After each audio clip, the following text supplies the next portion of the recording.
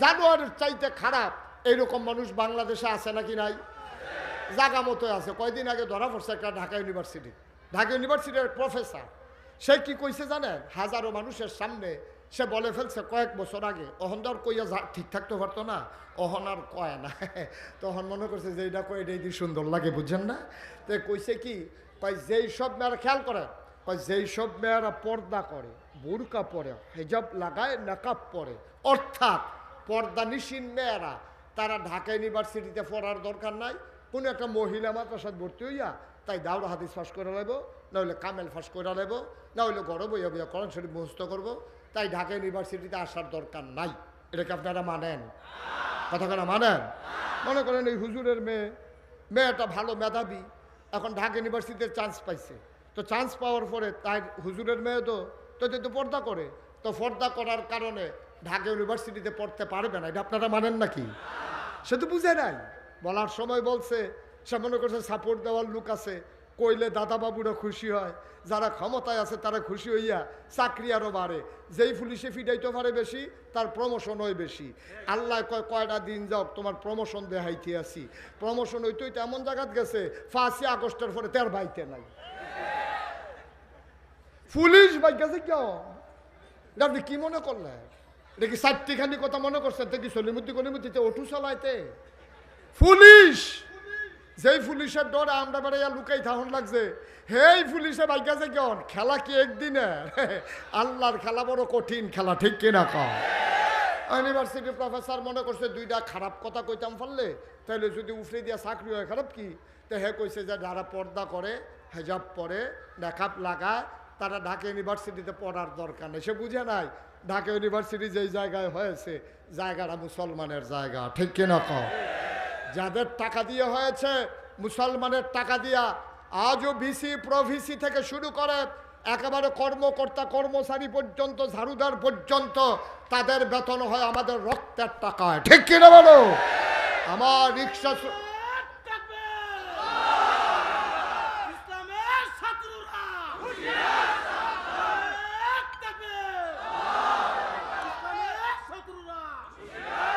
এই যে ভাই, এই যে একটু বসতে হবে, ওকে ফাইল একটু বসেন। কেন আসছেন মাহফিলে? হাতে দি যায়, আমিও যাই, এই আশায় আইছে। ওয়াজ বুঝলে বুঝুক, না বুঝলে নাই। সবাই পড়ে না আমিন? একটু ধৈর্য। ও সামনে আইবা, নইলে হেন যাবো না আমি, নইলে হেন গিয়া বই তুমি আইয়া আগাইতে কই আইয়া পড়ছে। তুই তখন আমার দেহ হচ্ছে না বেড়া, আর একটু ফিসে যাও। আমিন কর।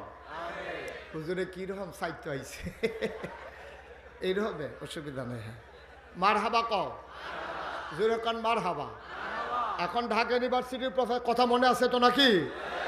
হ্যাঁ, বলেছে পর্দা করলে নাকি ঢাকা ইউনিভার্সিটিতে পড়ার দরকার নাই। বেড়া, ঢাকা ইউনিভার্সিটি তোর বাহের, তোর আব্বাই বানাইছে ঢাকা ইউনিভার্সিটি। মুসলমানের জায়গায়, মুসলমানের টাকায় ঢাকা ইউনিভার্সিটি তৈরি হয়েছে মুসলমানের জন্যে। এই ঢাকা ইউনিভার্সিটিতে যাদের প্রফেসর, ভিসি, প্রভিসি, দিন থেকে শুরু করে ঝাড়ুদার পর্যন্ত বেতন হয় আমার আর আপনার কামাই টাকায়, ঠিক কিনা বলো? আমরা একটা বন কিনে, আমার রিক্সাওয়ালা খিদা লাগলে একটা বন কিনে যে খায়, এটা থেকে 15% একটা ভ্যাট জমা হয়। এই টাকা দিয়ে তোমাদের বেতন হয়। বাংলাদেশে শতকরা 92 জন লোক মুসলমানের দেশে। তুমি মুসলমানের টাকায় বেতন খাইয়া তুমি মুসলমানের ফরজ বিধান পর্দার বিরুদ্ধে কথা বলো। আমি বলেছি তুমি আন্দাজ করতে পারো নাই, এই বাংলাদেশে শতকরা 92 জন লোক মুসলমান। হক্কানি পীর বা শায়েখেরা, আলেম ওলামারা এই দেশের মানুষগুলোকে ন্যাংটির বদলে লুঙ্গি পরা শিখিয়েছে, হরে রামের জায়গায় কলমা পড়তে শিখিয়েছে, শ্রীর জায়গায় মোহাম্মদ লিখতে শিখিয়েছে, টিকির বদলে টুপি পড়তে শিখিয়েছে। এই মুসলমানেরা আশার নামাজ পড়ে, দুরুদ পড়তে পড়তে ঘুমোতে যায়। এই মুসলমানেরা ফজরের আজান শুনলে আবার ঘুম ভাঙ্গে। এই মুসলমানের দেশে ঢাকা রাজধানীতে শীততাপ নিয়ন্ত্রিত কক্ষে বসে পুলিশ পাহারায় ইসলামের বিরোধিতা করা সহজ। পাল্লে পলাশের জমিনে এসে বলো পিঠের চামড়া নিয়ে ঢাকা যাওয়া যাবে না।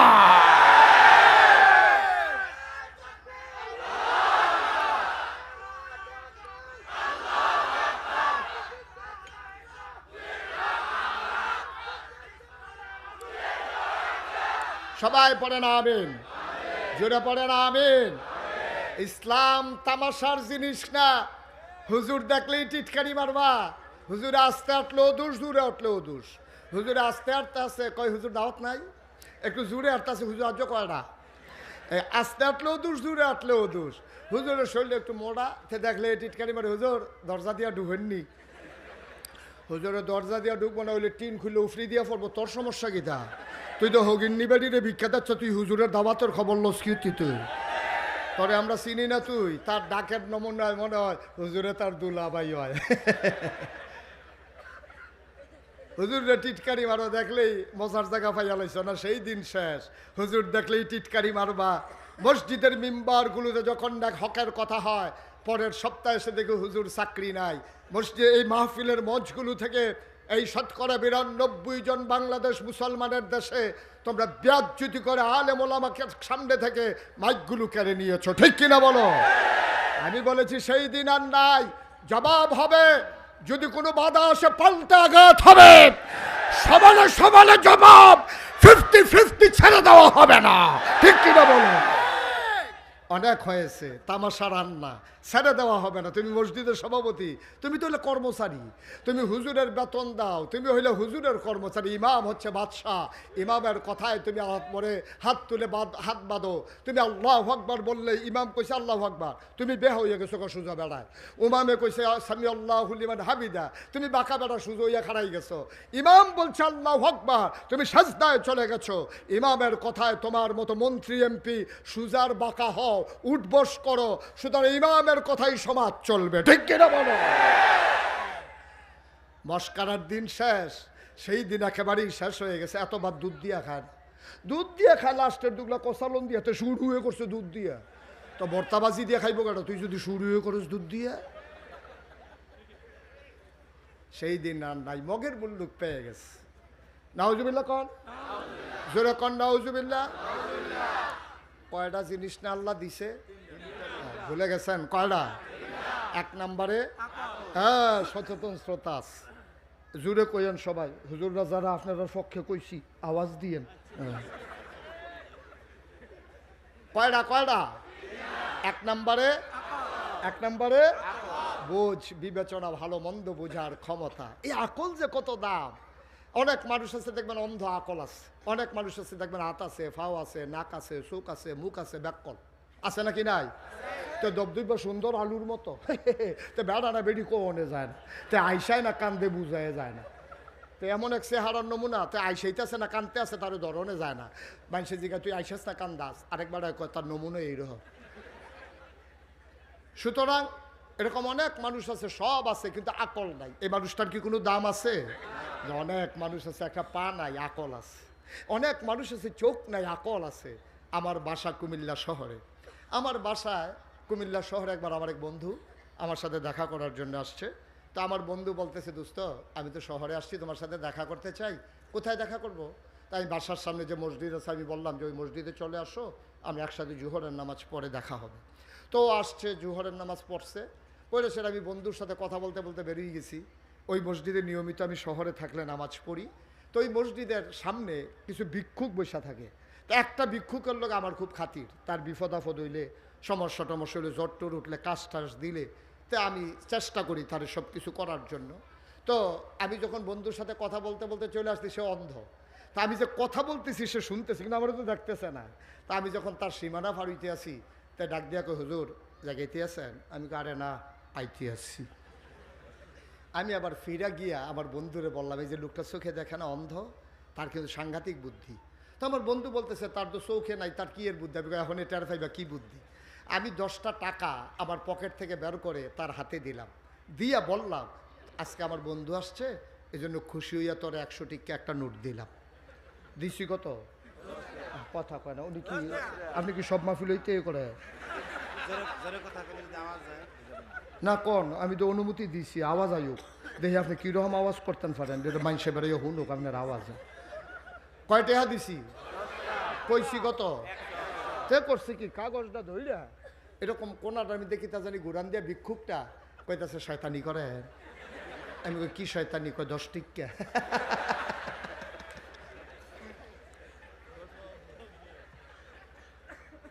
আমার চোখে পানি চলে আসছে। যেই মানুষটা তার স্ত্রীকে চিনে না, 40 বছর ধরে সংসার করে, স্ত্রীকে দেখলে চিনে না, আওয়াজ দিলে চিনে, তার সন্তানগুলোকে সে কোনোদিন দেখে নাই, আব্বা বলে ডাক দিলে চিনে। অন্যের সন্তান হেঁটে গেলে যেমন, তার নিজের সন্তান হেঁটে গেলেও তেমন, অন্য মহিলা হেঁটে গেলে যেমন, তার নিজের স্ত্রী হেঁটে গেলেও তেমন। সে তো দেখে না, আওয়াজ দিলে বুঝে এটা তার স্ত্রী, এটা তার সন্তান। ভাইয়ারা, মানুষটার চোখ নাই, তার আকল আছে, মানুষটার দাম আছে। আর ওই ঢাকা ইউনিভার্সিটির প্রফেসর, তার সব আছে, এলেম কালামও আছে, কিন্তু তার আকল নাই, তার দাম নাই। উলাইকা কাল আনআম, আল্লাহ কইরা চতুষ্পদ জানোয়ারের মতো। আমি কই আল্লাহ থেকে জানোয়ার? কারে না, জানোয়ারেরও কিছু বুঝ আছে, এই ব্যাকলের তাও নাই।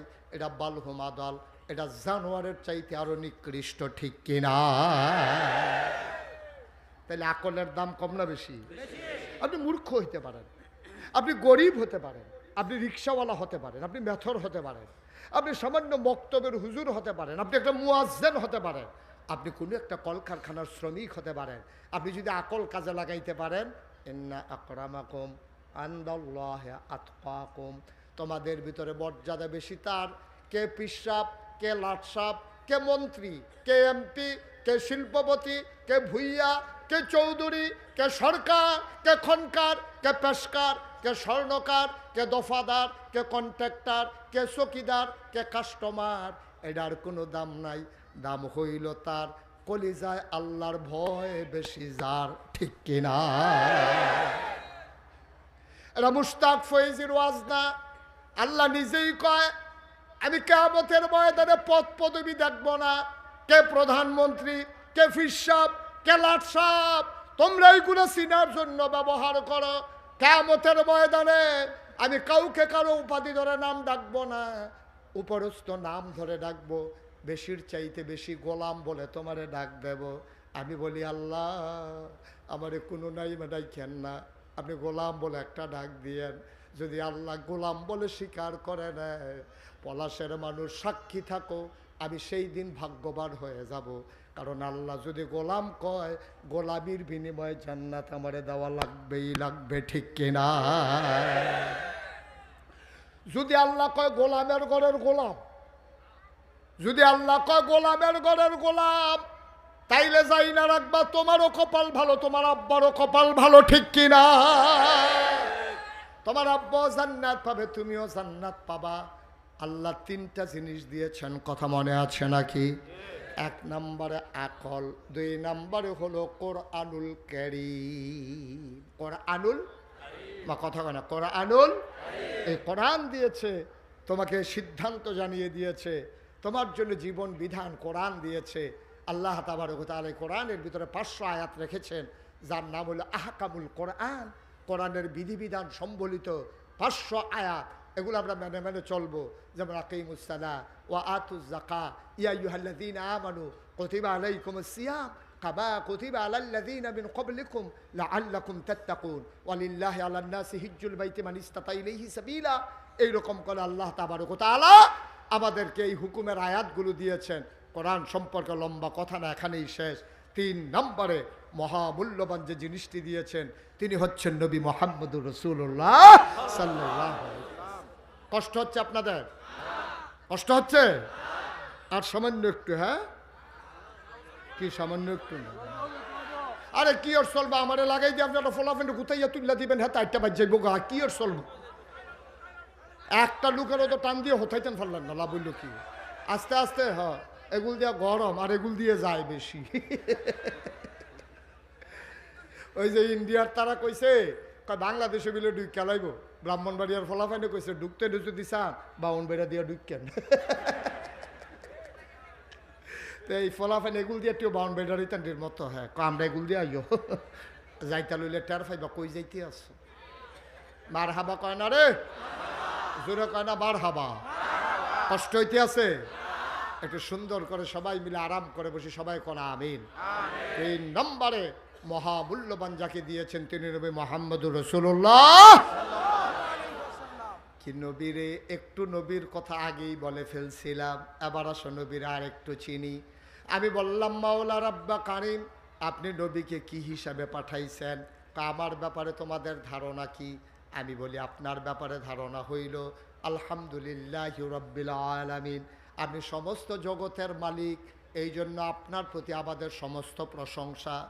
আবার আল্লাহ ডাক দিয়া কয় নবীরে চিনে যাও, আমি আল্লাহ হইলাম রব্বুল আলামিন, আর আমার নবীরে তোমরা চিনে যাও। আল্লাহ কয় ওয়ামা আরসালনাকা ইল্লা রাহমাতাল লিল আলামিন। মজা করে দুনিয়ার সকল খেয়াল ছেড়ে দিয়ে মধুমাখা কণ্ঠে একেবারে মন প্রাণ উজাড় করে দিয়ে আমার সাথে সবাই পড়েন দেখি, ওয়ামা আরসালনাকা ইল্লা রাহমাতাল লিল আলামিন। আমার নবীরে তুই চিনস নাই? আল্লাহ কয় যত জায়গায় আমি আল্লাহ রব, তত জায়গায় আমার নবী রহমত। আমি বলি আল্লাহ তোমার নবী কি রহমত? এই ব্যাপারে আরো কথা আছে। আমি কোরআন উল্টে দেখি আল্লাহ কয় ফাবিমা রাহমাতিম মিনাল্লাহি লিনতা লাহুম ওয়ালাউ কুনতা ফাজ্জান গালিজাল কলব লানফাদ্দু মিন হাওলিক ফাআফু আনহুম واستغفر لهم وشاورهم في الأمر فإذا عزمت فتوكل على الله إن الله يحب المتوكلين। আল্লাহ কয় নবী গো, আমি মায়া করে আপনার সবচেয়ে রহমতের সবচেয়ে বড় রহমত যেটা দিয়েছিলেন তালাহুম, আপনার মনটাকে আমি আল্লাহ নরম করে বানাইছি। আমার নবীর মনটা গরম না নরম? কথা কয় না গরম না নরম? আমার নবী যেই বছর দুনিয়াতে এসেছেন ওই জামানায় মক্কার মানুষগুলা বংশাবলী মানুষ যারা, তারা স্ত্রীর বুক, এই বুকের দুধ সন্তানরে খাওয়াইতেন না। মায়েরা তাদের বুকের দুধ বাচ্চাকে খাওয়াইতেন না। এখন বাচ্চা খাবে কি? বুকের দুধ যদি না খায় তো বাচ্চা খাবে কি? তায়েফ থেকে, মক্কার পাশে একটা শহর আছে নাম হইল তায়েফ। কিয়াফ? জোরে কথা, কিয়াফ। তায়েফ থেকে একদল মহিলা আসতো মক্কায়, টাকার বিনিময়ে বাচ্চা নিয়ে যেত, 2-2.5 বছর দুধ খাওয়াইয়া আবার অন্য ফেরত দিয়া যাইত। তো নবীজি যেই বছর জন্মগ্রহণ করছে এই বছর তায়েফ থেকে একদল মহিলা রওনা দিছে। মনে করেন রওনা দিছে আপনার 5 দোনা থেকে। কোত্থেকে? কথা কেন কোত্থেকে আসবে? কই আসবে? কই আসবে? 5 দোনা থেকে রওনা করছে, আসবে পলাশ। তায়েফ থেকে রওনা দিছে, আসবে মক্কা। বুঝার জন্য 5 দোনা আর তায়েফ ঠিক করে নিলাম। সবাই রাজি আছেন তো ইনশাআল্লাহ? রওনা দিছে করতে 5 দোনা থেকে রওনা দিয়া সামান্য একটু আসার পরে দেখে যে একজন নাই। এক বেডি চিল্লান দিয়া কয় একজন নাই। কয় কে নাই? কয় আমার লগে দোয়া ছিল। আরে নাম কয় বেডির নাম হালিমা। সুবহানাল্লাহ কইতেন না? হালিমা নাই, সবাই আছে। হালিমা থাকবো কেমনে? এমনি উঠ দুর্বল, আবার উঠছে 3 জন।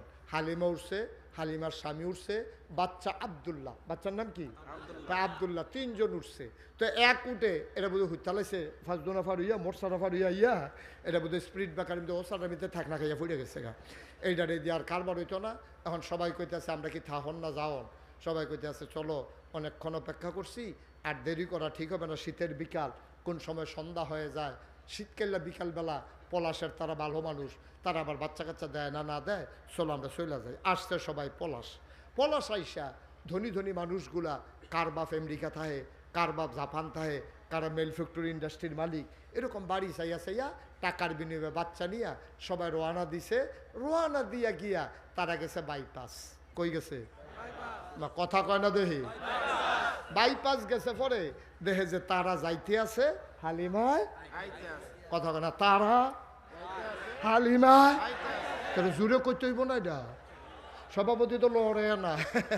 এবার মনে করছে বেশি লড়লে যদি বেশি খিদা লাগিয়া যাই, সিফা দিয়া দৈরা বইয়া রইছে, খিদা যেন না লাগে। তারা হালিমায় ক্রস করছে কখনো?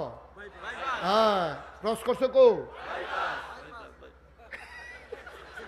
আগে যে কইছা না ঘন ঘন 3 বার কইয়া লাইছে ওসল কইয়া লাইছে এই কইনা ক্রস হইছে তা হালিমায় দেখে সবার কুলের ভিতরে বাচ্চা ওয়া ওয়া ওয়া কান্দে না সবাই লইয়া যাইতেছে তা হালিমায় ক্রস করতে কয় কি গো তোরা কি পলাশতে সব বাচ্চা লইছ কয় না তোমার লেগে বইয়া না থাকবো তুই দি ফিসে ফুটে সুগা ফাঁস দোনার হ্যান্ডে তো তোর লেগে আমরা বইসা থাকবো এই জন্য গিয়া বাচ্চা পাইয়া বাচ্চা নিয়ে রোয়ানা দিছি আর বাচ্চা নাই হালিমা ডাক দেয়া কয় আর বাচ্চা নাই ওই মানুষগুলা মহিলাগুলা কয় পলাশে একটা বাচ্চা আছে তার বাপ নাই বাচ্চারা ইয়াতিম এই জন্য খবর নেই নাই টাকা দেবে কোত্থেকে গরিব মানুষ আমরা খবর নেই নাই শুনেছি বাচ্চার নাম মুহাম্মদ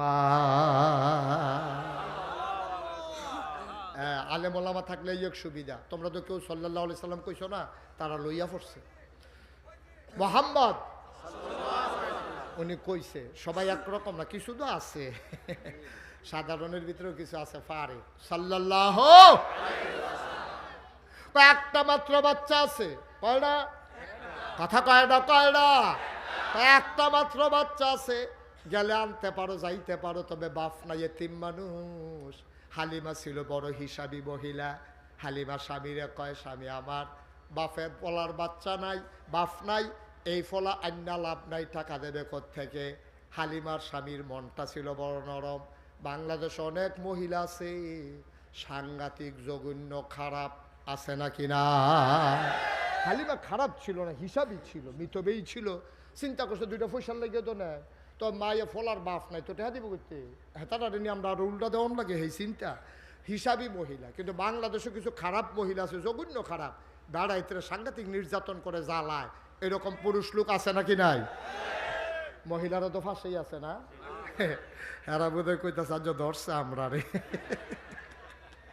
না বেড়াইতেও ধরতে আসি লাইন কইরাইতে আসি হ্যাঁ আমিন বলো এরকম অনেক খারাপ মহিলা আছে স্বামীর উপরে সবসময় নির্যাতন করে আপনার এলাকায় বোধহয় নাই এই নির্যাতনটা কোন জায়গায় বেশি হয় জানেন যেখানে স্বামীর কামাই চাইতে স্ত্রীর কামাই বেশি ওই জায়গায় নির্যাতনটা হয় বেশি ঠিক কিনা কয় কারণ আপনাদের এখানে তো মেল ফ্যাক্টরি মেয়েরা নিজেরা টাকার মুখ দেখছে নিজেরা টাকা কামাই করে জামাই যদি করি কি তার অংশ তো এড়িয়ে খাইলে খাও না হইলে চিন্তা করো কি করবো আমিও চিন্তা করে লাইছি কথায় কথায় হুমকি দেয় ধমকি দেয় নির্যাতন করে আম্মা ও মায়েরা পর্দার আড়ালে যারা বসে আছেন স্বামী আপনার কাছে গৌরবের ধন আল্লাহর নবী বলেছেন কোনো পুরুষ স্বামী যদি মহিলার ব্যাপারে রায় দেয় আমার স্ত্রী সবচেয়ে ভালো মহিলা এই মহিলাটা জান্নাতি সুবহানাল্লাহ বলবেন না আম্মা আপনি টাকায় কমাই করেন তো কি হয়েছে বাচ্চাটা কি শুধু আব্বার বাচ্চাটা তো আম্মা আপনারও আপনার গর্ভ থেকেই তো এসেছে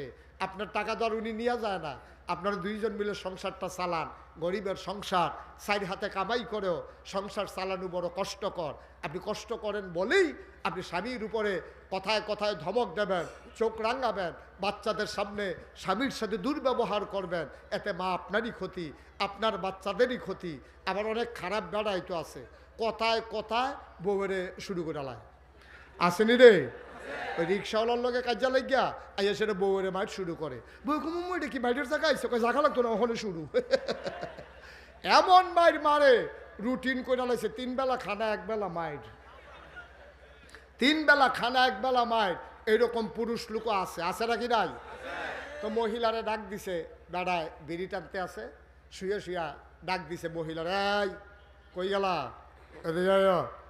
হ্যাঁ তা কয়ে বেরিয়ে করে দি মাইরের টাইম গুছলে রাখি দিয়ে আর যদি নরম সুর মহিলা যখন কাছে গেছে দাঁড়ায় কইতে আছে বিড়ি টানতে আছে আর কইতে আছে কি দিয়া কি রামছ তো কইছে ডাটা দিয়া চিংড়ি মাছ দিয়া কয় মাসাল্লাহ অনেক দিন খানা কাঁচামরিচ ফাইডা দিছু নি কয় ধনিয়া পাতা সিটা দিছু নি কয় দিছি কয় কই মাছটি জানছিলাম কয় ডিও ফেস দিয়া বোনা করে কাঁচামরিচ ফাইডা দিয়া ধনিয়া পাতা সিটা দিয়া মাসাল্লাহ এরকম একটা আলাপ সালাপ চলতে আছে বেডি কয় সব সময় দিয়ে দুপুরবেলা 2টা দিয়া দেয় আমিও গোসল করে লাই আর আজ যদি আলাপ চলতে আছে বেলি ফুটা জেগিতেছে বেডিয়ে জিগাই এলেছে 2টা দিলে 2টা দিয়া লান গোসল করাম এরকম বেড়াইতে আছে নাকি নাই এরকম অসভ্য অনেক বেড়াইতে আছে আপনার এলাকায় বোধ এরকম পুরুষও নাই মহিলাও নাই না ওই কইলাম কি রে দাউদ কান্দি মাহফিলেও গিয়ে সেটা খালি আমি জিজ্ঞাসলাম এরকম খারাপ মহিলা আসেনি, একবার ফালতু টাকা আমরা গড়ই আছে আপনার এটা কইতেন খুশি হন কহুজুর আর বাসাম কয় বছর বয়স হয়ে গেছে, কোন সময় মরে যে কই এই দিয়া যায়, তাই আমার আংরা বানাই লাইছে। তাই আসেনি এরকম অসভ্য মহিলা তামাই আমার আংরা বানাই লাইছে, হুজুর রুটির মতো এই ফিট হয়ে আসলে হেই ফিট দেয়, এই ফিট হয়ে আসলে হেই ফিট দেয়, তামা তামা করে লাইছে আমারে। এরকম মহিলাও বাংলাদেশ জাগা মতো ছিল, জাগা মতো ছিল, এখন নাই। এখন যে কোনো সময় চট করে ঢুকে যাইতে পারে, সাবধানে থাকতে হবে।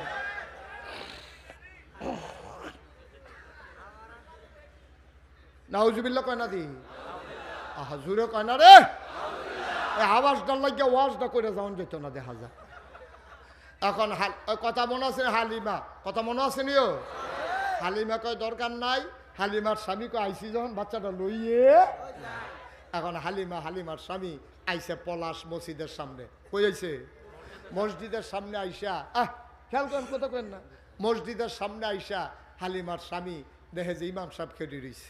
ইমাম সাহেব হুজুরের জিজ্ঞাসা, হুজুর বাড়ি কো দিয়ে বাড়ি গিয়ে কী করবেন, বাড়ি গিয়ে কী করবেন আপনি, আমার বাড়ি কো এটা জিজ্ঞানের দরকার নাই, আপনি কোন কি দরকার, 25 বছর ধরে মসজিদের ইমামতি করি, দাওয়াত খাইতে খাইতে তামা তামা করে লাইছি ফুলাটা এলাকা, আপনি বাড়ির দরকার লাগতো না, সব ঘর আমি চিনি, কি কারবার কর, কয় যে একটা বাচ্চা আছে নাম বিলে মোহাম্মদ।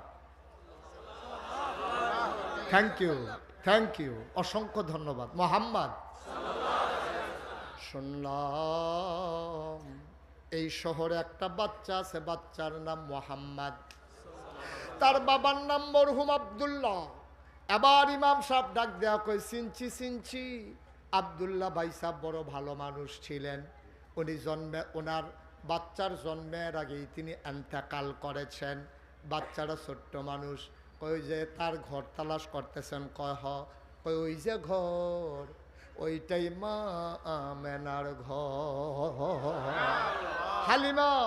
হালিমার স্বামী আর ছেলে আব্দুল্লাহ তিনজন মিলে আমেনার ঘরের সামনে গিয়ে দাঁড়ালেন।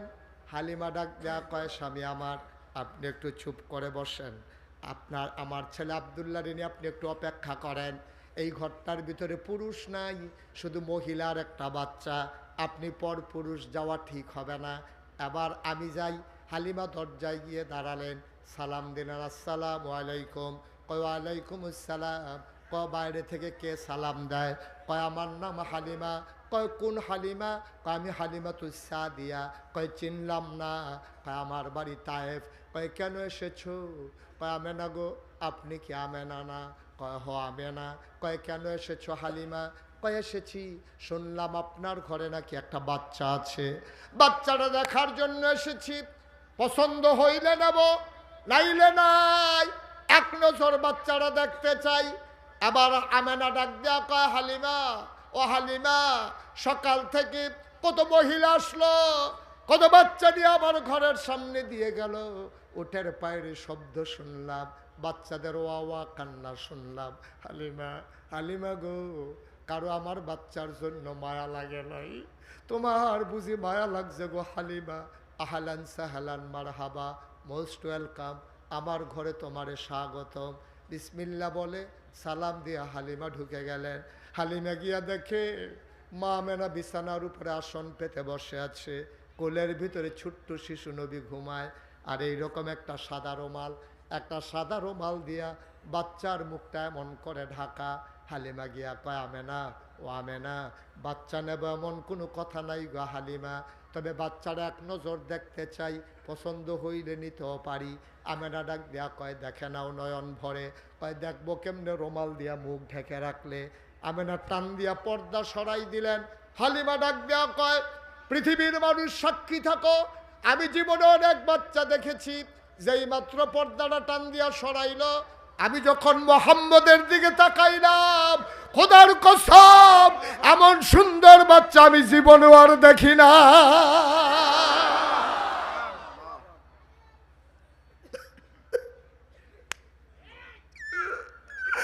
মানুষ এমন সুন্দর, এটা আমার জানা ছিল না, এত সুন্দর মানুষ হতে পারে। কবি সাহিত্যিক, ঐতিহাসিক, দার্শনিক সবাই মিলে কয় হালিমা, ও হালিমা কথা বলতে সাবধানে বইল গো হালিমা, তুমি বলো এত সুন্দর বাচ্চা দেখো নাই, দেখবা কেমনে গো হালিমা, এর চাইতে সুন্দর বাচ্চা আমার আল্লাহ আর একটাও বানায় না।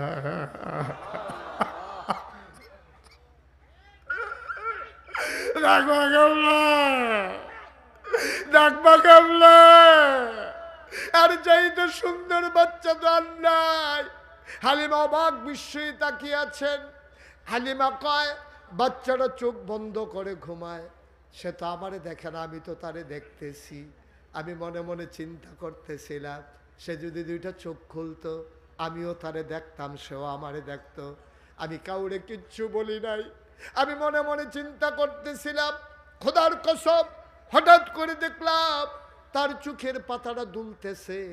আমার মনে হইল চোখের পাতা তো নয়, গোলাপি রঙের ফুটন্ত গোলাপের দুইটা পাপড়ি মৃদুমন্দ বাতাসে যেন দোল খাইতেছে।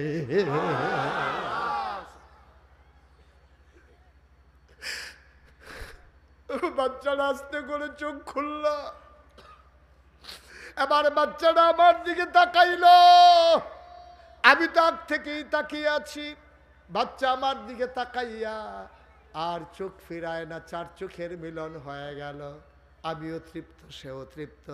হঠাৎ করে তাকাইয়া দেখলাম ঠোঁটের কোনাটা বাঁকা কইরা শুধু বাচ্চারা একটা মুচকি হাসি দিছে। হাসি তো নয়, মনে হইল আমার কলিজারা দুইটা ভাগ হয়ে গেছে।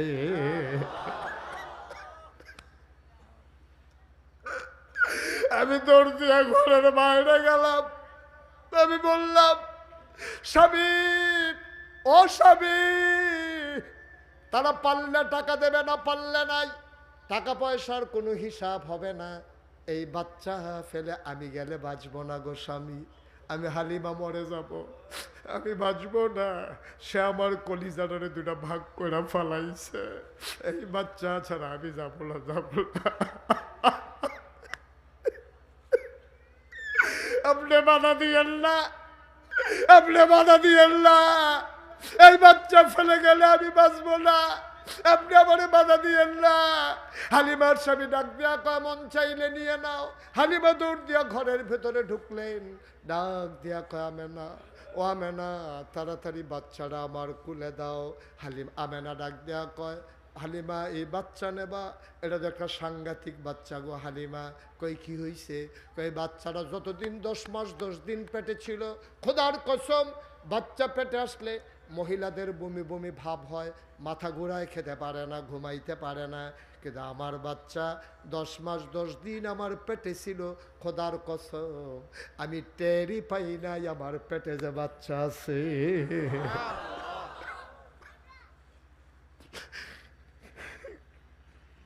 টেরই পাই নাই। ও পলাশের মানুষ, মুশতাক ফয়েজী কোনোদিন তোমাদের এই মাঠে আসে নাই, আর কোনোদিন আসবো কিনা জানি না। মুশতাক ফয়েজী যদি কোনোদিন নাও আসে, মনে রাখবা আমি বলে গেলাম, এই নবী তোমার আমার নবী রে ভাই। এই নবী দুনিয়ায় থাকতে উম্মতি উম্মতি বলে কান্দে, আজ মদিনায় শুয়ে শুয়ে কান্দে। কিয়ামতের ময়দানে সবাই যখন বলবে নফসি নফসি, আমার নবী তখনও বলবেন উম্মতি উম্মতি।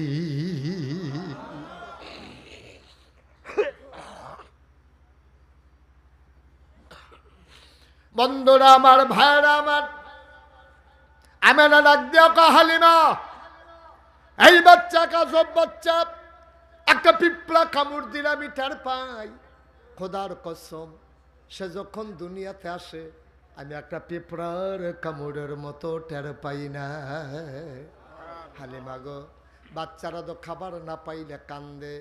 আমার এই মোহাম্মদ আজব এক শিশু, খাওয়াইলে যেই, না খাওয়াইলেও সেই। 3 দিন ধরে না খাওয়াইলো আমার মোহাম্মদ কান্দে না। আজব এক শিশু গো হালিমা, তার একটু দেখা দেখা রাইখো। হালিমা ডাক দেয়া কয়, আমেনা তোমার শিশু আমার কাছে আমানত। এবার আমেনা কয়, শোনো শোনো শোনো, এই বাচ্চাটা কিন্তু এত সুন্দর বাচ্চা, এত আনন্দের বাচ্চা, কান্দে না, বিরক্ত করে না। কিন্তু এই বাচ্চাটার ব্যাপারে আমার মনে একটু দুঃখ আছে। তে যখন দুনিয়াতে আসবে তার আগেই তার বাবা ইন্তেকাল করেছে, সে দুনিয়াতে এসেছে, আমি তার মা, আমি তার বাবা, তার আব্বা নাই, তার একটা কাগজের ফুল পর্যন্ত কেউ কিনা দেওয়ার নাই, তার একটা খেলনা আমি কিনা দিতে পারি নাই, একটা কাগজের ফুল আমি কিনে দিতে পারি নাই গো হালিমা। এই বাচ্চাটা নিয়ে আমার বড় দুঃখ। এই কুড়ে ঘরের ভিতরে সে বড় হয়, তার একটা খেলনাও কিনে দিতে পারলাম না। শোনো শোনো শোনো, একদিন তার ঘুম পাড়াইয়া আমি হাম্মামে ঢুকেছি গোসল করার জন্যে, গায়ে পানি ঢেলে দিয়েছি। আবার মোহাম্মদ ঘুমাইলে নড়ে না, গায়ে যখন পানি ঢেলে দিলাম দেখলাম কে যেন ছটফট করে ঘরের ভিতরে। আমার ভয় ঢুকে গেল, জানালা খুলে উকি মেরে দেখি আমার মোহাম্মদ হাত নাড়ে, পা নাড়ে, আর খিলখিল করে হাসে, কি যেন সে ধরতে চায়। আমি উপরের দিকে তাকায়া দেখি আমি তার খেলনা কিনা দিতে পারি নাই, একটা কাগজের ফুলও কিনে দিতে পারি নাই, কিন্তু আমার মাওলা তারে খেলনার বাকি রাখে নাই। আমি তাকাইয়া দেখি আকাশের চাঁদ, আকাশের তারাগুলা খেলনা বানাইয়া আমার আল্লাহ তার হাতের নাগালে পাঠাই দিছে। সে ধরতে চায়, খিলখিল করে হাসে। হালিমা, ও হালিমা, এই বাচ্চা বড় আজব বাচ্চা গো হালিমা। হালিমা কয় দাও দাও দাও, এই বাচ্চা আমার কাছে আমানত। আবার আমেনা কানতে কানতে হালিমার কুলে দিলেন। হালিমা কয় খোদার কসম, আমার শরীরটা ছিল শুকনা, গায়ে গোশত ছিল না, বুকের ভিতরে দুধ ছিল না। আসার পথে ওই তায়েফ থেকে আমি যে মক্কায় এসেছি, পাঁচদোনা থেকে আমি যে পলাশ এসেছি, আসার পথে আমার ছোট্ট ছেলে নাম কি আব্দুল্লাহ বারবার আমার বুকের ভিতরে চুষণ মারে গো হালিমা। ও হালিমা, আমেনা, আমেনা, ও পৃথিবীর মানুষ, তোমরা সবাই সাক্ষী থাকো। হালিমা ডাক দিয়া কয় শুনো শুনো শুনো, আমার শরীরে গোশত ছিল না, আমার বুক দুইটা ছিল শুকনা, বুকের মাঝে এক ফোঁটা দুধও ছিল না। আমার ছেলে আব্দুল্লাহ আসার পথে বারবার চুষণ মেরেছে, একটা ফোঁটা দুধ বেরো হয় নাই। কিন্তু যেই মাত্র আমি মোহাম্মদকে বিসমিল্লাহ বলে কুলে নিলাম, আমি টের পাইলাম আমার শুকনা বুক দুইটা বুক দুধে ভরপুর হয়ে গেছে।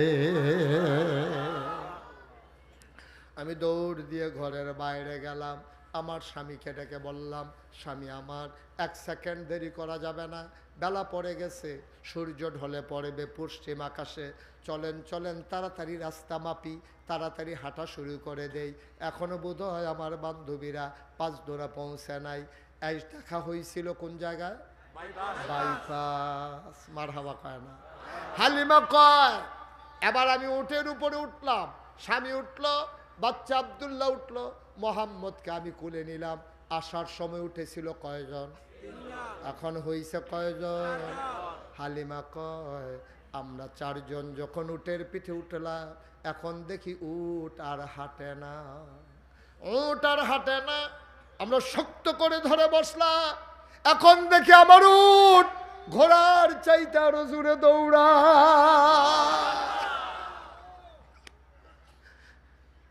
তাদের সাথে বাইপাস ক্রস করছিলাম, বাইপাস পার হয়ে পেট্রোল পাম্পটার কাছেও যাইতে পারে নাই। এর ভিতরে তারা পেছন ফিরে দাঁড়ালো, আমার উটের পায়ের শব্দ শুনে তারা থমকে দাঁড়ালো, চমকে উঠলো।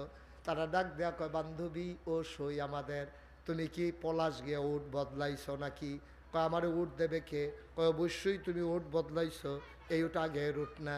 যেই উট আসার সময় ওই যায় রাস্তার ভিতরে পেছনে পড়ে গেছো, পাঁচদোনা থেকে আসার পরেই সাথে সাথে পেছনে পড়ে গেছো, আর এখন উট আমাদেরকে পেছনে ফালাইয়া আগাই যায়, নিশ্চয়ই তুমি উট বদলাইছো। হালিমা কয় না, খোদার কসম আমি উট বদলাই নাই। কয় তাই না, উট এমনি দৌড়ায় কেমনে? কয় আমি জানি না। কয় কে জানে? কয় আমার স্বামীও জানে না। কয় জানে কে? আমার ছেলে আব্দুল্লাহ জানে না। কয় জানে কে? হালিমা কান্দার কয় আমার মনে হয় জানে মক্কার শিশু মুহাম্মদ। অপলাশের মানুষ মুশতাক ফয়েজি কোনোদিন আসে নাই, আর যদি কোনোদিন না আসে, যেই কথাগুলো বললাম মেনে মেনে চলবা। কোরআনের বিধানের বাইরে যাওয়ার সুযোগ নাই, নবীর সুন্নার বাইরে, তরিকার বাইরে কোনো তরিকা নাই। নবীর তরিকায়, আল্লাহর বিধানে সকাল থেকে সন্ধ্যা, রান্নাঘর থেকে সংসদ ভবন, তোমার জন্ম থেকে তোমার মৃত্যু, তোমার ঘুম থেকে উঠা ঘুমাইতে যাওয়া, তোমার ব্যক্তি জীবন, তোমার পারিবারিক জীবন, তোমার সমাজ জীবন, তোমার অর্থনৈতিক জীবন, তোমার রাজনৈতিক জীবন, তোমার ইন্টারন্যাশনাল রিলেশন, যেখানেই যা আসবে কেবলমাত্র বিধান মানবা, আল্লাহর তরিকা মানবা, নবীজির, ঠিক কিনা?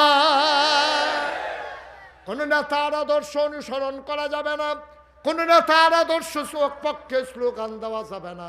স্লোগান যদি দেওয়া লাগেই লাগে, আমরা স্লোগান দেবো আল্লাহর পক্ষে, ঠিক কিনা বলো? আমরা যদি নেতা মানতেই হয়, আমরা নেতা মেনে নেব তোমার আমার নবী, নবী মুহাম্মদুর রাসূলুল্লাহ সাল্লাল্লাহু আলাইহি ওয়াসাল্লামকে, ঠিক কিনা?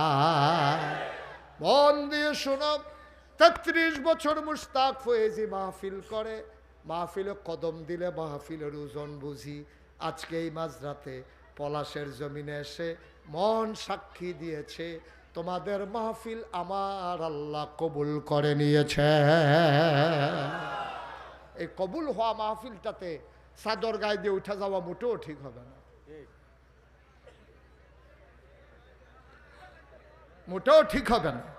একটু বসেন, সবাই পড়ে না আমিন।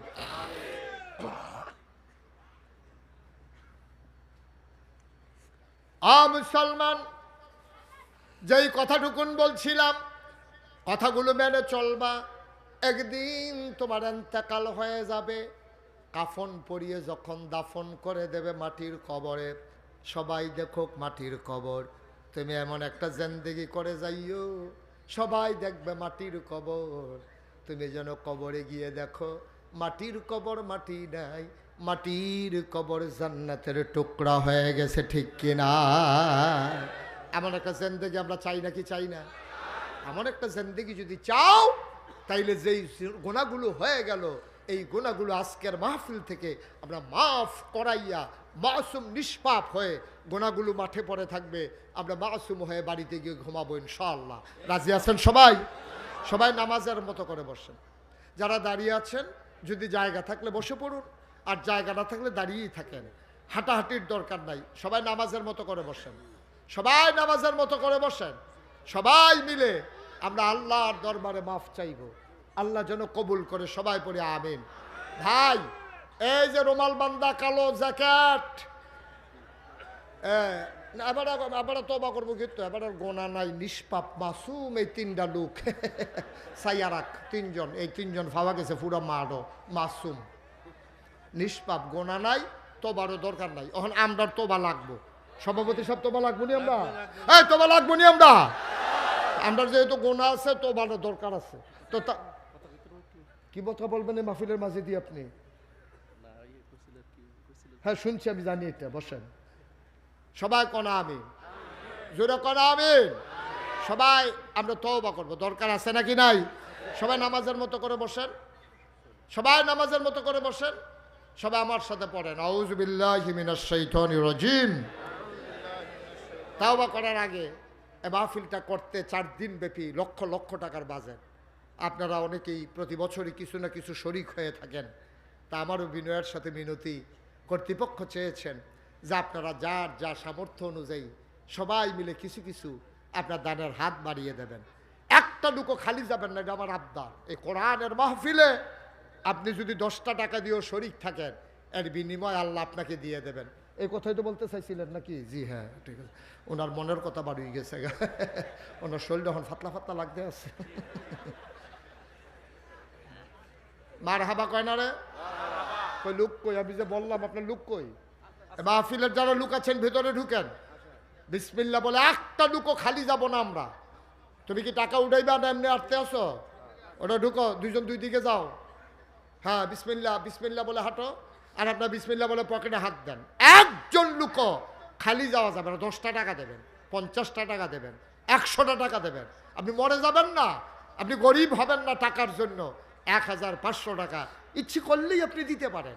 এই মাহফিলের শরীক হলেন আপনি, আপনি হবেন এই মাহফিলের গর্বিত একজন সৈনিক। আল্লাহ যেন কবুল করে। সবাই পড়েন আমিন। আরো জুড়ে পড়েন আমিন। সবাই মিলে আমরা এখন তওবা করবো ইনশাআল্লাহ। কথা বললেন না কেউ? ভাই যাইতে বলি নাই, যাইতে বলি নাই। মহিলা প্যান্ডেলে যারা আছেন দায়িত্বে, তারা মহিলা প্যান্ডেলে টাকাগুলো উঠান। আপনার এই লোক 3-4 জন লোক এই পুরা মাঠে টাকা উঠাবে কেমনে? এই এতগুলো লোকের মাঝে 3-4 জনে কেমনে টাকা তুলবে? আমি তো বুঝি না কিচ্ছু। নাকি লোক বেশি আছে? মহিলা প্যান্ডেলে পরিচিত যারা আছেন এরকম 2-1 জন পুরুষ যাবে কেমনে ওখানে? ওরা মুখ খুলে বসে আছে। মহিলা পরিচিত যারা আছেন, ওই মাহফিল কর্তৃপক্ষের যারা বউটও আছে, বাইক লইয়া গেলে হাবারা যেন আইন আবার জমা দিতে পারে। হ্যাঁ, যাইব না লোক কি এতক্ষণ বই থাকবো নাকি? আর একটা লোক উঠবেন না, বসেন। আমরা তওবা করবো না সবাই মিলে? যে যা পারেন দেন, না পারলে নাই, কিন্তু উঠার দরকার নাই। সবাই পড়েন ইল্লা বিল্লাহিল আলিয়্যিল আযীম। ভাই আমি কাউকে যাইতে বলি নাই, দয়া করে 2-1 মিনিটের জন্য আপনি তওবা না করে, দোয়াটা না করে যাবেন না। আপনি একটা খারাপ নজির পেশ করতেছেন। যারা আব্বা আম্মাকে কবরে শোয়াইয়া হাঁটতে হাঁটতে বের হয়ে যাচ্ছেন, আপনি সাদা কাগজে লিখে রাখেন, আপনি যেদিন কবরে শুইবেন সেদিন আপনার ছেলেও আপনার কবরে রাইখা এমনি হাঁটতে হাঁটতে চলে যাবে, আপনার জন্য দোয়া করবে না। ঠিক কিনা কর? আপনি যদি আপনার আব্বার লেগে না করেন, আপনার ফুতে আপনার লেগে দোয়া করবে। এই আশায় দোহান ভাই খাইতে আছে। নিজে বাপের লেগে দোয়া করতেন মনে করেন, না লেল্লারাই 8টা বাজ যাইতেছেন গা। আর আপনার ফুতে আপনার লেগে দোয়া করবে, অসম্ভব। আপনার ছেলেও এইভাবে আপনাকে কবরে ফালাই হাঁটতে হাঁটতে চলে যাবে। আপনি সেদিন চিৎকার করে বলবেন, সন্তান আমার জন্য একটু দয়া করতে মন চায় না। আপনি জবাব শুনবেন না। সে ছেলেটাকে বলবে আব্বা নাগাইশের বিশ্বায় বুঝে আপনার কতবার কইছিল দাদার জন্য একটু দোয়া করেন। আপনি তো দোয়া না করে চলে গেছেন। আপনার দোয়া লাগবে না, আমার দোয়া কাজে আসবে না, এই জন্য আমিও চলে যাইতেছি। নাউজুবিল্লাহ বলবেন না? সবাই আমার সাথে একেবারে নরম হয়ে বসে পড়ুন, নরম হয়ে বসে পড়ুন। সবাই মিলে আমার সাথে পড়েন, আউযু বিল্লাহি মিনাশ শাইতানির রাজিম, বিসমিল্লাহির রহমানির রহিম, আস্তাগফিরুল্লাহ রাব্বি মিন কুল্লি যামবি ওয়া আতুবু ইলাইহি লা হাওলা ওয়ালা কুওয়াতা ইল্লা বিল্লাহিল আলিয়্যিল আযীম। হে আল্লাহ, হে আল্লাহ, হে আল্লাহ, ইচ্ছায় অনিচ্ছায়, প্রকাশ্যে গোপনে, শয়তানের কুমন্ত্রণায় পড়ে, নফসের তাড়নায় পড়ে জীবনে যত গুনাহ করেছি, কবিরা সগীরা শিরক বেদাত, সমস্ত গুনাহ থেকে খালেস অন্তরে তওবা করতেছি। হে আল্লাহ, হে আল্লাহ, হে আল্লাহ, গুনাহ মাফ করে দাও, তওবা কবুল করে নাও। আশহাদু আল্লাহ ইলাহা ইল্লাল্লাহু ওয়াহদাহু লা শারীকা লাহু ওয়া আশহাদু আন্না সাইয়্যিদানা হাবিবানা মাওলানা মুহাম্মাদান আবদুহু ওয়া রাসূলুহু সাল্লাল্লাহু আলাইহি ওয়াসাল্লাম। আমিন আমিন আমিন। 5 মিনিট আগে যারা বাড়িতে গেলেন কি লাভটা করলেন? এখন তো রাস্তায় আমার আওয়াজটা শুনতেছেন। এই যে আমরা সবাই মিলে তওবা করলাম, আল্লাহর নবী কি বলেন জানেন? আল্লাহর নবী কয়, পাহাড় পরিমাণ গোনা নিয়া আপনি যখন তওবা করবেন খালেস অন্তরে, সাথে সাথে ওই পাহাড় পরিমাণ গোনা নিয়েও যদি তওবা করেন, কোনো মতে যদি 1 ফোঁটা চোখের পানি ছেড়ে দিতে পারেন, অথবা যদি আপনি মুখটা বাঁকাও করে একটু পড়েন, ভয় অন্তরে নিয়া আল্লাহর নবী কয় পাহাড় পরিমাণ গোনা মানুষ তার সেকেন্ডের ভিতরে আল্লাহ মাফ করে দেবেন। তো যারা 5 মিনিট আগে যাইতেছেন ওখানে দিকে ফুটছেন না, তারপরেও যদি উষ্টা মুষ্টা খাইয়া নোক টোক উল্টাই নেয় তত বাইক যাইব দূরের কথা, হাসপাতালে 3 ঘন্টা ডাক্তারও তো পাইতো না। এরকম ঘটনা আমার জীবনে একটা ঘর কইলেটা যে আমি যে মাহফিল থেকে ওর উঠতে দেই না, তো একবার আমি চাইছি বামে, হেতে ডাইনি দিয়ে দৌড় দিছে, দৌড় দিয়ে গেছে এটা কান্দাত বইয়া রয়েছে। আমি দেখিও তারে ডাক দিই না, দেখিতে কি করে। আবার যখন বামে চাইছি তে যখন বাড়িতে কেন রে তে যে লাভ দিয়া বাড়িছে, হ্যাঁ তারা আসা বাঁশ প্যান্ডেলের লেগে যেটি আনছে, যেটি কামো লাগছে বাহি বাঁশটি যে ফালাই রাখছে, তে যে দৌড় দিছে বাঁশের আইকার মিদে লাগিয়া বুড়া আঙ্গুলের নোকটা নাই, সেরেট করে রক্ত ছুটছে। তার এই রিক্সা দিয়া লইয়া গেছে হাসপাতালে ব্যান্ডিজ টেন্ডিজ কইরা যখন তে উঠাই চলেছে, ডাক্তার কয় অসম্ভব, উঠাই যাবে না। কয় কি হয়েছে ডাক্তার সাহেব? উঠার লগে লগে আবার রক্ত ছুটবো, মিনিমাম 3 ঘন্টা হইতে তখন লাগবে। কয় ঘন্টা? হগলে মাহফিলতে গিয়া ঘুমের তো উঠটা ফেসাব করতে উঠছে, ঘুমাইছে, ঘুমের তো উঠটা ফেসাব করতে দেহে কেডা জানি রিক্সা লই আইতে আছে, সাইয়া দেহেতে ওই যে আগে গেছিন হেতে আমরা তারা এক সুপ ঘুমাইয়ে উঠছে, হেতে আইতে আছে। তারা হুড়া করলেই কি যাই কেমন যায় আল্লাহ না নিলে। আপনি 10 মিনিট আগে গিয়ে করবেন না কি করবেন আপনি? আপনি চা খাইতে খাইতে চায়ের স্টলে আড্ডা মারতে মারতে নামাজ বেড়াইয়া কাজা করে লান, বউয়ে বেড়াই আপনারা গালাগালি করে এতক্ষণ লাগেনি অফিস দিয়ে ছুটি হয়েছে কয়টায়, এতক্ষণে আইসো করতে। আর যে মাহফিল থেকে যাওয়ানের লেগিয়া আপনার দোস্তুর মতো একটা যুদ্ধ চলতে আছে। তে বাড়ি সেইরা টান দিয়া খেলিয়া কয় জিতছি, তে জিতছে তে বাড়ুইছে। কারবার আহারে মুসলমান বুঝে না রে, বুঝে না। ওই এত কথার ভিতরে দিয়ে তে সাউনা করতেছে নাকি, তা গেরিলা ট্রেনিং দিতে আছে তে। হ্যাঁ তে উবুত থইয়া কি একটা টেকনিক কইরা বাড়িতে আছে, তাহলে 2টা জাতা দে। আমিন বলো। এই যে আপনারা পোস্টারে দেখেছেন, পোস্টার কই? পোস্টারে দেখেছেন যে মুশতাক ফয়েজি পীর সাহেব, দেখছেন না আপনারা? আমি কিন্তু পীর সাহেব হতে চাই নাই। আমার দাদা ছিলেন ফুরফুরা সিলসিলার একজন বড় পীর। আমার আব্বা ইন্তেকাল করেছেন দাদার আগে। আব্বা ইন্তেকাল করেছেন 85 সালে, দাদা ইন্তেকাল করেছেন 98 সালে। আব্বার 13 বছর পরে আমার দাদা ইন্তেকাল করেছেন। আমি কখনোই পীর সাহেব আর চিন্তাও ছিল না মাথায়, স্বপ্নও ছিল না, ইচ্ছেও ছিল না। আমি তখন ঢাকাতে লেখাপড়া করি। আমার দাদা খবর দিলেন যাওয়ার জন্য, গেলাম, গিয়ে দেখি বাড়ি ভর্তি মানুষ। আমি বললাম দাদা কি ঘটনা কি? কয় মাগরিবের পরে টেরফাইবা কি ঘটনা? আমি তো মনে করছি কি আমার বিচার টিচার রইব নাকি। তা আমি তো ডরে ডরে মাগরিব পর্যন্ত রইছি। দাদায় সবাই ডাক দেওয়া করলো, ও আমার ফয়েজ আহমদ, আমার আব্বার নাম ছিল ফয়েজ আহমদ। কয় ফয়েজ আহমদ আমার ফাঁকি দিয়ে চলে গেল, এই নাগাইশ দরবারের দায়িত্ব আমি কারি দিয়া যাই, যে বাগান সাজাইলাম, এখন এই বাগানের মালিক কে হবে? আমার ফয়েজ তো নাই। তো সবাই কথা হুজুর আপনি যারা ভালো মনে করেন। তখন দাদা দাঁড়াইয়া বললেন, আমার আদরের নাতি মুশতাক ফয়েজি, তাকেই আমি পরবর্তী পীর সাহেব বানাতে চাই। এই কথা বলার পরে আমি হাউমাউ করে কান্না শুরু করে দিলাম। আমি বললাম আমার 3 জন চাচা আছে, আমার বড় একজন ভাই আছে, সবাই থাকার পরে আমাকে কেন? আমি যারা উপযুক্ত মনে করছি তার নামই ঘোষণা করছি। আমি কাঁদতেছিলাম। দাদা আমার হাতে ধরে ধরে আম্মার কাছে নিয়ে গেলেন, বললেন তোমার এই ছেলেটা ইসলামের জন্য আমাকে দিয়ে দাও।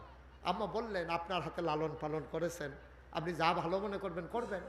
দাদা আমাকে নিয়ে আসলেন, দরবারের দায়িত্ব দিলেন। আমি বললাম এই দরবারের দায়িত্ব আমি নিতে চাই না। কয় কেন চাও না? আমি বললাম বাংলাদেশে ফির সাহেব দেখতে দেখতে আমি অতিষ্ঠ। বাংলাদেশে ফির আলীর নাম দিয়া যেই কারবার হয়, এই কারবার বাংলাদেশ আর কোনো নাম দিয়ে হয় না, ঠিক কিনা কম? হগিন্নি বেডি ভিক্ষা করে না টেহা দেয়, হেই টেহা হিসাবে বইয়া বইয়া খায়, ঠিক কিনা কম? রিক্সাওয়ালার টেহা খায়, হগিন্নি বেডি টেহা খায়, তার মাস চলে না, সংসার চলে না, বাচ্চার চিকিৎসা চলে না। ফির সাহেবে বইয়া রয়েছে, জলজন্ত এক বেড়া, চোখ আছে, নাক আছে, মুখ আছে।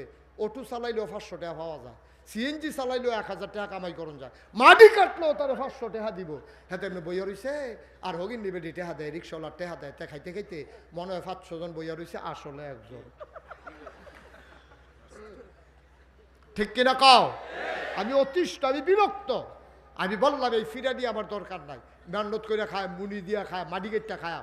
আমার এই বইয়া বইয়া খাওয়ান সহ্য হইতো না, আমি মেহনত করে খাওয়াই না মানুষ। দাদাই কয় আমিও তোমার সেই পীরই বানাতে চাই। আমি বললাম তাহলে আমার একটু জমিন দেওয়া লাগবে। দাদা মাত্র 9 শতক জমিন দিছে আমারে। ওনার বাবার দিনের জমি, দাদাও ধনী মানুষ ছিলেন না, মাত্র 9 শতক জমি। এই 9 শতক জমিন নিয়ে আমি আমার দরবারের দায়িত্ব শুরু করলাম, জমি কিনা শুরু করলাম। আমি জমিন কিনতে কিনতে আজকে পর্যন্ত জমিন কিনলাম 1800 শতক, 18 একর, 1800 শতক। মার হাবা কইতেন না? কয় শতক? 18 শতক। হ্যাঁ হ্যাঁ হ্যাঁ, মার হাবা কয় না রে, জোরে কেন মার হাবা। আমার এখানে 10টা প্রতিষ্ঠান। আপনাদের যিনি আমাকে দাওয়াত দিয়েছিলেন হাজি কাফায়েতুল্লাহ, আলহাজ কাফায়েতুল্লাহ না, উনি আমার মাদ্রাসায় গিয়েছিলেন, উনি গিয়ে আমাকে দাওয়াত দিয়েছিলেন। উনি আমার প্রতিষ্ঠান দেখে আসছে। আমার এখানে 18 একর জায়গার উপরে 10টা প্রতিষ্ঠান, একটা খানকা, একটা দাখিল মাদ্রাসা, নুরানি মাদ্রাসা, হাফিজিয়া মাদ্রাসা, ধাতব্য চিকিৎসালয়, গণপাঠাগার, গবেষণাগার, ছাত্রাবাস, ইয়াতিমখানা, মসজিদ। মার হাবা কইতেন না? 10টা প্রতিষ্ঠান আমার এখানে, 1000-এর উপরে ছাত্রছাত্রী। আমি মসজিদ চিন্তা করলাম কেমন করে মসজিদ চালাবো। এলাকার মানুষ, দরবারের মানুষ আছে, টিনের ঘর, মসজিদে লোক জায়গা হয় না। যারাই আইয়ে আমার আগে তারা গিয়া বইয়া মসজিদে, এলাকার মানুষ বাইরে ব্যাগে সেগে ভিজা নামাজ পড়ন লাগে, কারণ আমি জমা পড়াই মানুষে উন্ডা লাইছে। তা আমি কোনো মতে জায়গা পাই ইমাম দেখা না হলে আমিও বাইরে খেয়ে নামাজ পড়ন লাগতো। এই কারবারের ভিতরে আমার দরবারে যারা ইঞ্জিনিয়ার আছে মুরিদ, তাদেরকে 10 জনকে দিয়ে একটা টিম বানাই দিলাম। বললাম যে তোমরা একটা এই মসজিদের ডিজাইন করে একটা ভিউ দাঁড় করাও। তারা 10 জনে মিল্লা মসজিদের একটা ডিজাইন করে আমার কাছে লই আইছে। আনছে পরে দেখি বিরাট বড় এক মসজিদ আটকা রাখছে। আমি কি তার এটা? কতদূর এটা মসজিদ? আমি কত বড়? কত বড় কেমনে কইতা? এর দূরে আন্তাজ লইয়া যান, এক লগে মসজিদের ভিতরে নামাজ পড়তে পারবে 6000 লোক। কয় হাজার? তোমার হাবা কর না কেন? কয় হাজার? 6000 লোক মসজিদে নামাজ পড়বো। নিচতলা হাসপাতাল, দোতলা 3তলা মসজিদ। বাংলাদেশের সরকারি বলো বেসরকারি বলো, কেউ একটা ফ্রি হাসপাতাল বানায় দেয় নাই। আমি চিন্তা করেছি এটা ইনশাআল্লাহ পৃথিবীর অন্যতম একটা অন্য প্যাটার্নের একটা মসজিদ হবে। নিচতলা হাসপাতাল থাকবে ফ্রি, কোনো টাকা টুকা নাই, দোতলা 3তলায় মসজিদ। এই প্ল্যানে যখন তারা নিয়ে আসছে, তা আমি জিগাইলাম এত বড় মসজিদ আবার নিচে হাসপাতাল, কিরম টেহা খরচ হইব? এটা কয় 15 কোটি টেহা। কয় কোটি? যেমনি কইছে আমি মনে করছি 1500, মনে হয় জনের কোনো টেহা না। আচ্ছা যাই হোক, তখন চিন্তা করলাম যে 15 কোটি, আমি গরিব মানুষ, এই টেহা আমি ফামু কই, আমার দ্বারা মসজিদ হইতো না। এটা নিয়ে হুজুর সাহস করে নাই মেলান। আমি সাহস যে করেন এই সাহসটা এদো নাই, একটা নিয়ত করেন। তখন আমি নিয়ত করলাম আল্লাহ 32-33 বছর ধরে মুশতাক ফয়েজি মাহফিল করি, সারা বছরে তো প্রোগ্রাম করি, কত মানুষ কতভাবে টাকা দেয়। আল্লাহ নিয়ত করলাম 1 বছরে মাহফিল করে যত টাকা হাদিয়া পাই, পুরো 1 বছরের হাদিয়া আমার মসজিদ আমি দান করে দেবো ইনশাআল্লাহ। আমি এক লগে 25 লক্ষ টাকা, কয় লক্ষ? 25 লক্ষ টাকা দিয়া তারপরে মসজিদের কাজ শুরু করছি। 1 তারিখে জুন মাসের ছাদের ঢালাই হয়েছে, ইঞ্জিনিয়ার ছাদ ঢালাই হয়েছে। পরে আমার ডাক দিয়া নিয়ে এক সাইডে কয় হুজুর ওই যে কইসলাম 15 কোটি ওই তো না। আমি ওই কিতা কয় 30 কোটি লাগবো। আমি হ্যাঁ একটা বাস আছে 2টা ফিডা দে, মসজিদ করতাম। কইলাম কে আর কয় এমনি মসজিদ করতাম, ফিট কতক্ষণ হালাইয়া। হুজুর ডরাইয়ার না, আল্লাহ লাইন করবো। 1 তলার ছাদ যখন দিয়া লাইতাম পারছি, আস্তে আস্তে আগাইব। গত পরশু দিন দরবার থেকে আমি বের হয়েছি, আসার সময় দেখলাম আমার মসজিদ এই পর্যন্ত খরচ হয়ে গেছে 4 কোটি 33 লক্ষ টাকা। মার হাবা বলবেন না? আমি দিছি কত? 25 লক্ষ, আরও রয়েছে 4 কোটি 8 লক্ষ। এই টাকা আসলো কোত্থেকে?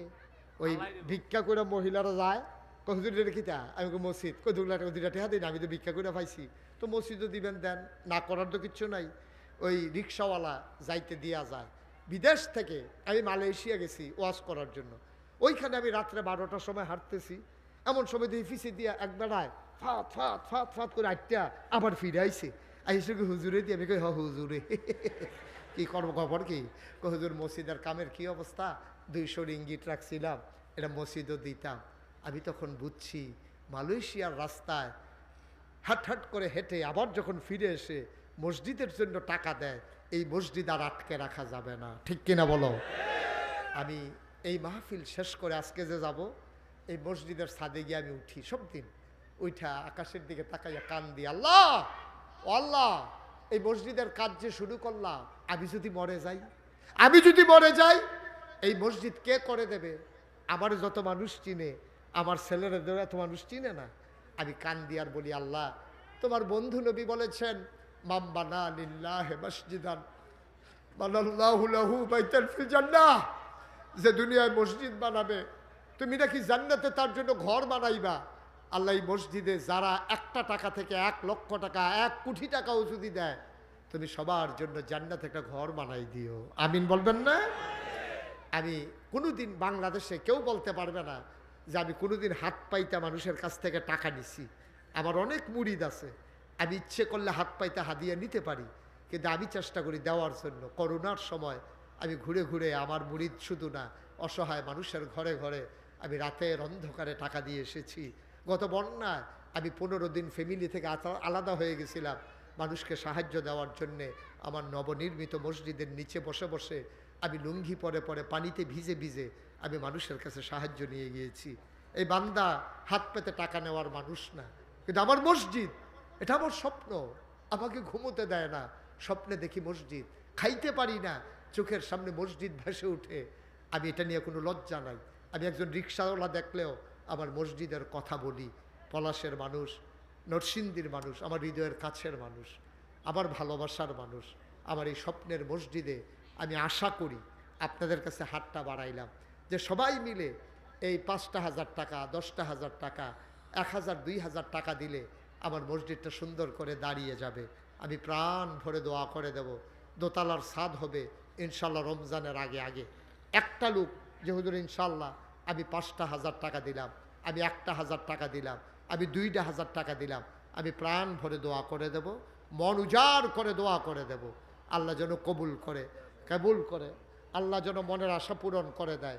আমি প্রাণ ভরে দোয়া করবো ইনশাআল্লাহ। আমার সভাপতি সাহেবের ফকটও কত আছে কি না, ওখান থাকতো না তো, ওখান বেশি থাকতো না, যায় আছে সব দিয়ালে না, এটি সব দিয়ালে বলতো, জানে তো গণ্য কয় হাজার হইতো না।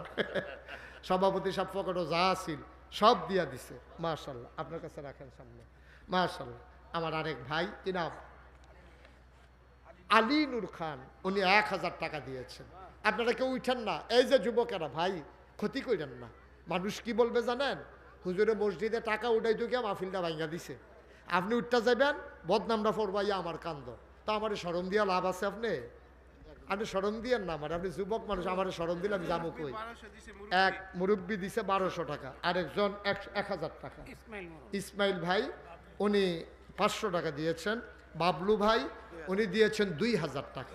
একটা লুকো খালি যাওয়া যাবে না, আমার এটা আবদার। এই যে ছোট্ট সোনামণি বাচ্চারা যারা আছে, তারাও 2 টাকা দেবে, প্রয়োজনে তারাও 2 টাকা দেবে। ইসমাইল ভাই 2,000 টাকা, মাশাআল্লাহ। একটা লুকো খালি যাওয়া যাবে না, এটা আমার একটা আবদার, এটা আমার আবদার। আপনি দিলেও মসজিদ হবে, না দিলেও মসজিদ হবে, কিন্তু আপনি মসজিদ বিনির্মাণে সদস্য হইতে পারছেন, এটা কিন্তু বিরাট ব্যাপার। আমার ছেলেরা যারা আছে, মাশাআল্লাহ, একটা বাচ্চা অনেকগুলো টাকা দিছে। আমার ছেলেরা যারা, তোমরা ইউটিউবাররা আছো, তোমরা ভিতরে যাও। আর এই এলাকার যারা ছেলে আছেন, আমার যারা, আমাকে যারা ভালোবাসেন, মসজিদকে যারা ভালোবাসেন, 2-1 জন উঠেন একটু।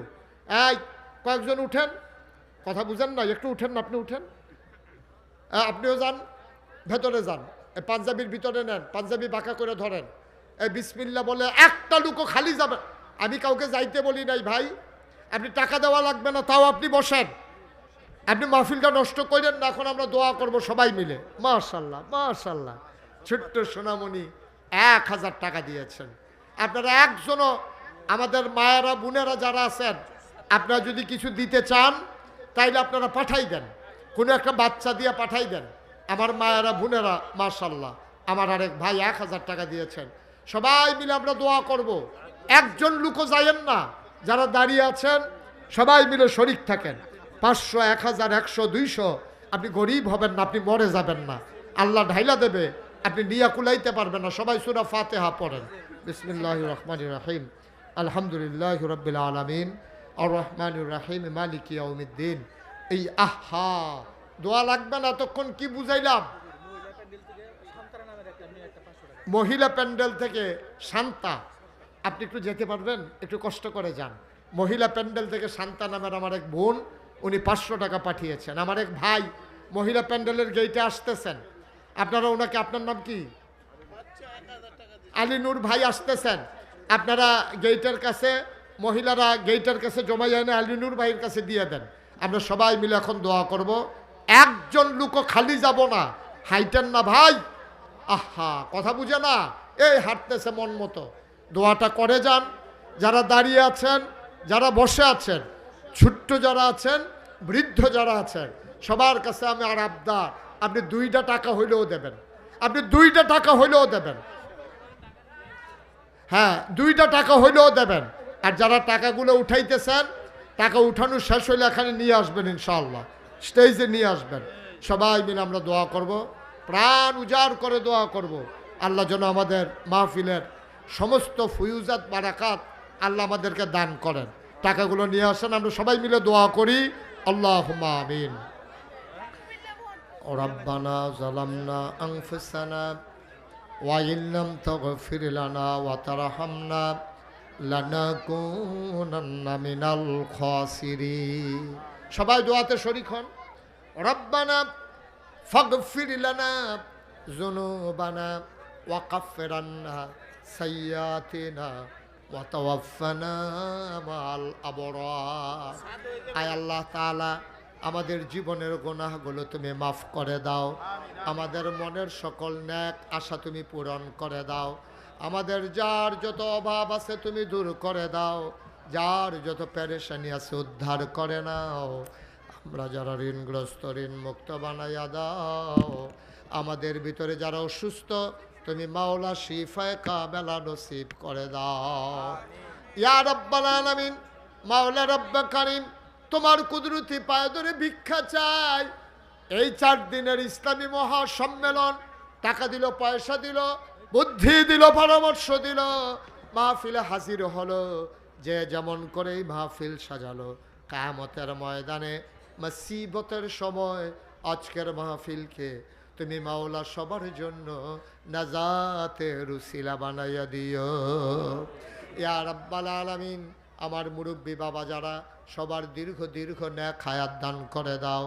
আমার ওলামায়ে কেরাম যারা, ওয়ারাসাতুল আম্বিয়ার দরজা দান করে দাও।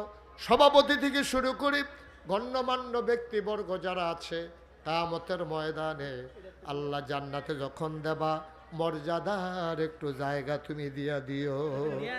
ইয়া রাব্বাল আলামিন, তোমার কুদরতি পায়ে ধরে ভিক্ষা চাই। আয় আল্লাহ তাআলা, কাফায়েত ভাই ফোন করেছেন মদিনা থেকে, উনি দোয়ার প্রার্থী হয়েছেন। আমরা ওনার কাছে খবর পৌঁছাবো, উনি যেন রওজা পাকের সামনে দাঁড়াইয়া আমাদের পক্ষ থেকে নবীর রওজায় সালাম পৌঁছে দেয়। আমরাও দোয়া করি ওনাকে তুমি হজ্জে মাবরুর নসিব করে দাও।